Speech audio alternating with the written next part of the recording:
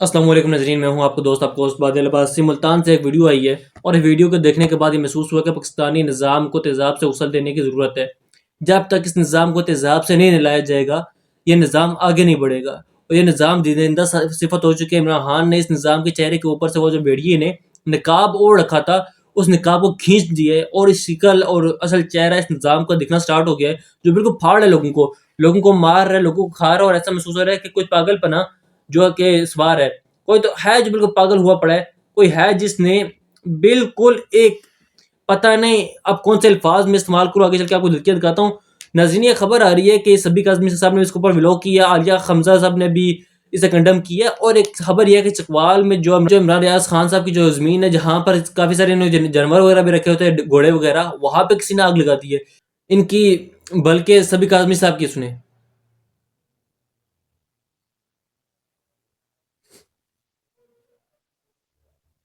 عالیہ حمزہ صاحب نے کنڈم کیا، لیکن سبی کاظم صاحب یہ کہہ رہے ہیں کہ وہاں پہ جنگل جڑ گئے، سولر سسٹم جل گیا، ان کا گھر جل گیا ہے، اور وہاں پہ باقاعدہ آگ لگا دی گئی ہے۔ میں دیکھ رہا تھا عمران خان صاحب نے اس کی کوئی تصدیق خود نہیں کی، لیکن خود انہوں نے کوئی ٹویٹ نہیں کیا، کوئی ذکر نہیں کیا، لیکن احمد حسن بباغ صاحب نے بھی اس کے حوالے سے ٹویٹ کیا، اور وہ بھی لکھتے ہیں چکوال میں عمران ریاض خان صاحب کی زمینوں کو آگ لگا دی گئی۔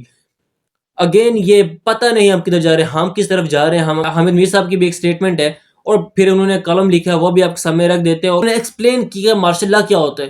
ہم مارشل لا کے بارے میں ہمارے ذہنوں میں کیا ڈیفینیشن بتائی گئی ہے، لیکن اصل میں مارشل لا کیا ہے، مارشل لا کیسے کام کر رہا، اور پھر حامد میر صاحب نے ہاتھ کھڑا کر کے مجھے ہاتھ کے بعد صحافی نے کہیں صحافت پاکستان میں کیونکہ مر چکی ہے، لیکن اس سے پہلے تصویر یہ دیکھیں، یہ چاچا ہیں، کوئی 55-60 سال ان کی عمر ہے، ان کی داڑھی سفید ہے، بال سفید ہیں، موٹر سائیکل کے اوپر یہ آ رہے ہیں، اور ویسٹ انڈیز کی کوئی 9 نمبر کی ٹیسٹ کرکٹ ٹیم 9 نمبر کی ٹیسٹ کرکٹ ٹیم یہاں پاکستان کے اندر موجود ہے، اور یہ جا رہی ہے، اور اس پروٹوکول میں چاچا موٹر سائیکل بالکل سائڈ سے دیکھا نہیں کر رہا ہے۔ اب شاید نہیں آنا چاہیے تھا چاچا کو، یا تک تو بات ٹھیک ہے، لیکن موٹر سائیکل آپ کو سائڈ پہ کھڑے کر سکتے ہیں، قانونی کارروائی کر سکتے ہیں، لیکن پولیس والا بھاگا، اس نے یہاں سے چاچا کو پکڑ کے نیچے پھینکا۔ قسم خدا کی یہ فرعونیت ہے، یہ پولیس نہیں ہے، یہ پولیس والے کروائیاں نہیں ہیں، یہ ایک درندہ ہے، یہ ایک ظالم ہے، یہ دجالی پولیس ہے جو یہ رویہ ہے اس کے اوپر۔ یہ اس لیے قوانین بنائے گئے نا کہ پیکا قوانین، پیکا ایکٹ، اس کے اندر ترامیم تھا کہ آپ کی زبانیں بند کر کے اس طریقے سے لتر مارے جائیں، لوگوں کو لتر مارے جائیں، اور اس ساری عوام کو ہم لتر مارنا یہ ہوتا ہے کہ جہاں پہ آپ سڑکوں پہ عوام کو گرا کے لاتے گھسے مار رہے ہیں۔ اب اس چاچے کو اٹھا کے وہ سائڈ پہ لے کے گئے، اب کوئی پتہ نہیں ہے چاچا اس کے بعد گھر گیا ہے، کس حالت میں گیا ہے، کدھر گیا ہے، انہوں نے کوئی اس کے منہ میں کوئی دان چھوڑا بھی ہے، کس قدر اس بیچارے کے ساتھ ظلم کیا ہوگا، یہ ہمیں نہیں پتا، یہ ہمیں نہیں پتا۔ مجھے یاد آ رہا تھا کہ فرانس کے اندر ایک بندے نے، پولیس والے نے ایک نوجوان کو مار دیا تھا، اس کے بعد فرانس میرے خیال میں ان کے جو اتھارٹیز تھی وہ یو این کے جنرل اسمبلی میں گئی تھی، پتہ نہیں کہاں، بعد میں کافی پرانی بات ہے، لیکن وہاں سے واپس آ گئی تھی، وہاں سے واپس آنا پڑا تھا، چونکہ فرانس کے اندر ایک پروٹیسٹ اور احتجاج شروع ہو گیا تھا۔ یہ ویڈیو میسیولی سوشل میڈیا پہ سرکولیٹ کر رہی ہے کہ شرمناک ہے، یہ قصہ بڑا خوفناک ہے، یہ ٹیریبل ہے، نوکشیس ہے، اس کے بارے میں الفاظ ختم ہو جاتے ہیں، اور یہ جس نے ویڈیو دیکھی ہے وہ ذہنی طور پہ مینٹلی سائیکولوجیکلی وہ بندہ ٹھیک نہیں ہے۔ یہ رویہ ہے جو پولیس کو دیا گیا، یہ پولیس کو بقاعدہ سے اتھارٹیز دی گئی ہیں، پولیس کو مارنے کا لوگوں کو اختیار دے دیا گیا ہے، جہاں پر پولیس گولیاں چلاتی ہے، پولیس لوگوں کو، بزرگوں کو موٹر سائیکلوں سے گراتی ہے، خواتین کو سڑکوں کے اوپر گھسیٹتی ہے، اور یہ رویہ پولیس کا ہوتا ہے، یہ رویہ سیل اس پاکستانی نظام کا ہے جس سے عمران خان نے ٹکر لی، اور پاکستانی عوام کو سمجھایا کہ جناب یہ ان کے منہ سے نقاب نوچ کے انہوں نے اس نے اتارا ہے، اور یہ بہیویئر جو سڑکوں کے اوپر پولیس بہت ساری ٹھیک بھی ہے، بڑے اچھے قابل پولیس والے بھی ہیں، لیکن وہ چند نہیں بلکہ لارجلی بہت بڑی ان کی مقدار ہے، کسی اوپر بندہ جائے، میرے حال میں پتہ نہیں 10,000 سے زیادہ خالی پنجاب کے اندر یہ بھرتی کیا گئی ہے، وہ تمام تر جعلی مقدمات، اور وہ سارے خوفناک قسم کی کہانیاں۔ ایک ٹائم تو یہ تھا کہ باقاعدہ سے احتجاج کو روکنے کے لیے، اس احتجاج سے پہلے علامہ اقبال صاحب کے، ڈاکٹر علامہ اقبال جنہوں نے پاکستان کا خواب دیکھا، وہ ان کے گھر میں گھس گئے تھے، اور وہ بیچارے باہر بیٹھے ہوئے تھے جو صورتحال بنی تھی۔ اب اس کے بارے میں الفاظ ختم ہو جاتے ہیں، یقین مانیے جس نے ویڈیوز دیکھی ہے وہ ذہنی طور پہ مینٹلی سائیکولوجیکلی وہ بندہ ٹھیک نہیں ہے۔ یہ رویہ ہے جو پولیس کو دیا گیا، یہ پولیس کو باقاعدہ سے اتھارٹیز دی گئی ہیں، پولیس کو مارنے کا لوگوں کو اختیار دے دیا گیا کہ جہاں پر پولیس گولیاں چلاتی ہے، پولیس لوگوں کو، بزرگوں کو موٹر سائیکلوں سے گراتی ہے، خواتین کو سڑکوں کے اوپر گھسیٹتی ہے، اور یہ رویہ پولیس کا ہو رہا ہے۔ یہ رویہ اصل میں اس پاکستانی نظام کا ہے جس سے عمران خان نے ٹکر لی، اور پاکستانی عوام کو سمجھایا کہ جناب ان کے منہ سے نقاب نوچ کے اس نے اتارا ہے، اور یہ وہ بہیویئر ہے جو سڑکوں کے اوپر ہے. پولیس بہت ساری ٹھیک بھی ہے, بڑے اچھے قابل پولیس والے بھی ہیں, لیکن یہ وہ چند نہیں بلکہ لارجلی بہت بڑی تعداد ہے. کس کے اوپر بندہ جائے. میرے خیال میں پتہ نہیں 10 لاکھ سے زیادہ خالی مقدمات پنجاب میں کیے گئے لوگوں کے اوپر, اور تمام جعلی مقدمات, اور ایک بڑی خوفناک قسم کی کہانی ہے. اور ایک ٹائم تو یہ تھا کہ باقاعدہ سے احتجاج کو روکنے کے لیے احتجاج سے پہلے علامہ اقبال صاحب کی, ڈاکٹر علامہ محمد اقبال جنہوں نے پاکستان کا خواب دیکھا, ان کے گھر کے اندر گھس گئے تھے. وہ لٹرلی وہ بیچارے باہر بیٹھے ہوئے تھے, ان کی جو صورتحال بنی ہوئی تھی. اب جو ویڈیوز آ رہی ہیں 9ویں نمبر کی ویسٹ انڈیز کی کرکٹ ٹیم ہے, یہاں پہ آئی ہے ایکسٹرا پروٹوکول, یعنی پروٹوکول دے دیا لیکن ایکسٹرا پروٹوکول دے کے ان کو, یعنی کہ یہ ہمارے بزرگوں کی اپنے بڑوں کی توہین. اب یہ بھی سوچیں گے پولیس والا تھا ڈلا تھا, یہ سے یہ بھی خوف نہیں آیا, اس سے یہ بھی احساس نہ ہوا کہ یہ بھی کسی کا باپ ہے, اس کا بھی کوئی باپ ہے, اس نے بھی بزرگ ہونا ہے, اس نے بھی بڑا ہونا ہے, اور اس کی بھی یقین مانے اس کی اولاد اس کے منہ پہ تھکے گی. یہ وہ مورل کولیپس ہے جس کے بارے میں بات چیت ہو رہی تھی, یہ وہ کولیپس ہے جسے اس معاشرے کے اندر ہو رہا تھا, یہ وہ خوفناک قسم کی کولیپس ہے جہاں پہ اخلاقیات, عزت, احترام, وہ ساری چیزیں اس کے درجے اڑا کے رکھ دیں گی. یاد رکھیے گا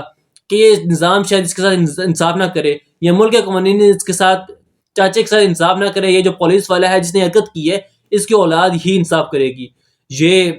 ظاہر اللہ تعالیٰ کا ایک اپنا طریقہ کار ہوتا ہے کام کرنے کا, اور کروا ایک چیز ہے. دیٹس وائی انٹر اقبال, یہ چیز نے مجھے بڑا شدید ترین ڈسٹرب کیا ہے, مینٹلی ڈسٹرب کیا ہے, اور اس کے اوپر کیا بات چیت کرے. لیکن بہت افسوسناک قسم کی ویڈیو ہے جو کہ آئی ہے. ناظرین, حامد میر صاحب نے گفتگو کی ہے, اور اس کے بعد انہوں نے ایک کالم میں لکھا کہ حامد میر صاحب نے جو گفتگو کی ہے, انہوں نے ہیومن رائٹ کمیشن کے اوپر سامنے انہوں نے کی ہے. اور آپ خود ہی اندازہ کریں, پاکستان کی سب سے پرومیننٹ پرسنالٹی, سب پرومیننٹ ترین جرنلسٹ صافی حامد میر صاحب جو صحافیوں کے استاد ہیں, انہوں نے کہا ہے جناب یہ ہیومن رائٹ کمیشن اور پاکستان کے سامنے. حامد میر نے کہا کہ میرا نام حامد میر ہے, لوگ مجھے صحافی سمجھتے ہیں لیکن میں صحافی نہیں ہوں, کیونکہ پاکستان میں اب صحافت ختم ہو چکی ہے. یعنی پورا جرنلزم اس سے نظام کھا گیا ہے, نکل گیا, اور ڈکار بھی نہیں مار رہا. یہ نظام جوڈیشی کھا گئی ہے, یہ نظام ڈیموکریسی کھا گیا, یہ نظام صحافت کھا گیا, یہ نظام نوجوانوں کو کھا گیا, یہ نظام اس ملک کے اندر روزگار کھا گیا, یہ ملک اس پورے ملک کو کھا گیا, اور ڈکار بھی نہیں مارا. Human right commission of Pakistan کے زیر اہتمام پیکا قانون میں ترمیم کے حوالے سے مشاورتی اجلاس میں حامد میر صاحب کا خطاب. حامد میر نے کہا کہ جناب میں صحافی نہیں ہوں, اور صحافت اس ملک کے اندر ختم ہو چکی ہے. ناظرین, حامد میر صاحب نے ایک کالم لکھا, اور کالم پڑھنے سے تعلق رکھتا ہے. کالم کا عنوان ہے کہ آج کا کالم ہے 30 جنوری کا کالم ہے, کل کا ماشاء اللہ کیا ہوتا ہے. ماشاء اللہ کیا ہوتا ہے, حامد میر صاحب لکھتے ہیں, اگر کسی پاکستانی سے پوچھ جائے کہ ماشاء اللہ کیا ہوتا ہے, وہ پورا بتائے گا کہ جب فوج اقتدار پہ قبضہ کر لیتی ہے تو اسے ماشاء اللہ کہا جاتا ہے. یعنی فوج جب قبضہ کر لیتی ہے تو ماشاء اللہ کہا جاتا ہے. اگر کسی امریکی سے پوچھا جائے کہ ماشاء اللہ کیا ہوتا ہے, تو وہ آپ کو بتائے گا کہ جب خانہ جنگی یا امن و امان کی صورت حال خراب ہو جائے اور ریاست یا شہر کا انتظام مخصوص مدت کے لیے فوج کے سپرد کیے جائے, یعنی ملک کے حالات اگر خراب ہوں تو مخصوص ٹائم کے لیے فوج کے یا لا انفورسمنٹ کے حوالے ملک کو کیا جائے, تو وقتی بندوبست کو ماشاء اللہ کہتا ہوں. اور جو ہمارے ڈکٹیٹرز ہیں یہ ماضی میں ایسا ہی لہذا کرتے ہیں, جب ہم وقتی طور پہ چیزوں کو ٹھیک کریں گے, اس کے بعد جناب کے 10 سال کے جناب پاکستان میں 4 مرتبہ فوج اقتدار پہ قبضہ براہ راست قبضہ کر چکی ہے, اور 4 فوجی ڈکٹیٹرز مجموعی طور پہ 33 سال پاکستان پر حملہ حکومت کر چکی ہیں. امریکہ میں اب تک 68 دفعہ ماشاء اللہ نافذ ہو چکا ہے, لیکن امریکہ میں فوج سیاسی حکومت کے خلاف بغاوت کر کے اقتدار میں نہیں آتی, بلکہ سیاسی حکومت ریاست کا گورنر یا امریکہ کا صدر ایمرجنسی میں فوج کو خرابی ختم کرنے کے لیے, خرابی کو ٹھیک کرنے کے لیے حکم دیتا ہے, اور فوج خرابی ختم کر کے واپس چلی جاتی ہے. مثلا 1862 میں امریکی صدر ابراہم لنکن نے خانہ جنگی کے ایک 22 ماشاء اللہ اس وقت کے لیے نافذ کیا جب حالات ٹھیک ہوئے واپس چلے گئے. 1941 میں امریکی صدر روز ویلٹ نے پر ہاربر پر جاپان پہ حملے کے بعد ریاست ہوائی میں ماشاء اللہ نافذ کیا, اور جب 2 سال کے بعد جنگ حالات ٹھیک ہوئے فوج واپس چلی گئی. ماشاء اللہ کا جو لفظ ہے, لفظ گالی نہیں ہے, بلکہ امریکی صدر یا کسی ریاست کا گورنر ہے, حالات سدھارنے کے لیے فوج کو بلاتا ہے, اور وہ فوج نے ایک مرتبہ بھی اقتدار پر قبضہ کر کے کسی ملک کے منتخب صدر کو جیل میں نہیں ڈالا. یعنی یہ ایک بڑی زبردست قسم کی تحریر لکھی ہے, اور یہ بتا رہے ہیں کہ جناب ماشاء اللہ جب خراب نہیں ہوتی, جناب یہ کوئی گالی نہیں ہے, بلکہ اس کے بعد جو طاقت کا نشہ ہے, جو طاقت کا لفظ ہے, جو پرسیٹ ہے, جو پاور کا جو لفظ ہے, یہ گالی ہے. اور یہ اندازہ کرنا کہ وہاں پہ 68 دفعہ فوج گئی, لیکن کوئی سیاستدان اندر نہیں ڈالا, ملک کے اوپر قبضہ نہیں کیا, لیکن یہاں پہ تو 33 سال کے فوج قبضہ کر چکی. پاکستان میں ماشاء اللہ کا پہلا تجربہ 1953 میں کیا گیا جب لاہور میں ختم نبوت کے خط کی تحریک کے دوران فساد ٹوٹ پڑے، گورنر جنرل غلام محمد نے فسادات کو روکنے کے لیے لاہور میں مارشل لا لگا دیا، فوجی عدالتیں قائم کر دیں۔ فوجی عدالتوں نے مولانا ابو العلی عبدالغدودی اور مولانا عبدالستار خان نیازی کو سزائے موت سنا دی، اور یہ مارشل لا صرف 2 ماہ کے ماہ ختم کر دیا گیا، اور فوجی عدالتوں کی طرف سے دی جانے والی سزائیں بھی منسوخ ہو گئی۔ لیکن فوج کے سربراہ جنرل ایوب خان گاٹ لگا کے بیٹھ گئے، انہوں نے مارشل لا لگانے کا موقع تلاش کرنا سٹارٹ کر دیا، اور 1958 میں انہوں نے گورنر جنرل اسکندر مرزا کے ساتھ مل کے مارشل لا لگا دیا، اور کچھ دنوں کے بعد اپنے اس سہولت کار کو گرفتار کر کے اقتدار پر مکمل قبضہ کر لیا۔ جنرل ایوب خان نے 11 سال حکومت کی اور اپنے آپ کو فیلڈ مارشل بھی ڈکلیئر کر دیا۔ انہوں نے اپنے من پسند فوجی افسر جنرل یحییٰ خان کو آرمی افسر بنایا، اور خود صرف ملک لانے پر توجہ دینے لگے۔ جنرل یحییٰ خان نے اختیارات ملتے ہی اپنے پاس ایوب خان کو وہ سب کچھ کر دیا جنہوں نے اسکندر مرزا کے ساتھ کیا۔ پاکستان میں فوج نے ہمیشہ وزارتاً ملکی مفاد اور اقتدار سنبھالا، اور فوجی جنرلوں کے خواص اقدار نے ملکی مفاد کو ہمیشہ نقصان پہنچایا۔ فوجی ڈکٹیٹرز کو جب گلی محلوں میں برا بھلا کہا جانے لگا تو اس کا دبدبہ ختم ہو جاتا ہے۔ اسی لیے جنرل یحییٰ نے فیلڈ مارشل ایوب خان کو چٹکی بجاتے ہی فارغ کر دیا۔ 1977 میں جنرل ضیاء الحق نے تیسرا مارشل لا لگایا اور وزیر اعظم ذوالفقار بھٹو کو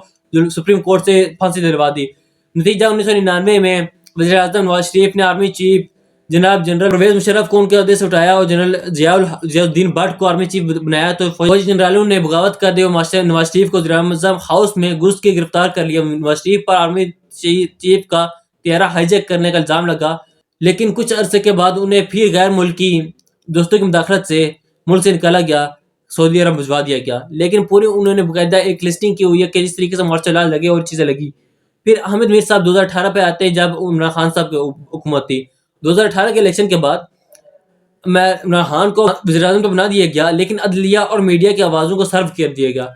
پارلیمنٹ میں قانون سازی بھی فوجی افسران کی نگرانی میں ہوتی تھی، اور میڈیا کو کنٹرول کرنے کے لیے بھی اتنے قانون کے مسودے بھی ISI کی جنرل فیض حمید کی طرف سے کابینہ کو پہنچائے جاتے تھے۔ عمران خان نے باجوہ ڈوکرائن سے جان چھڑانے کے لیے جنرل فیض کا کاندھا استعمال کیا، لیکن عمران خان کی حکومت گرا دی گئی اور عمران خان کو سائیڈ لائن کر دیا گیا۔ اب وہ جیل میں بیٹھ کے حکومت کے خلاف تحریک چلانے کی کوشش کر رہے ہیں۔ حکومت عمران خان کی کوششوں کو ناکام بنانے کے لیے جنرل باجوہ کے ڈوکرائن سے استفادہ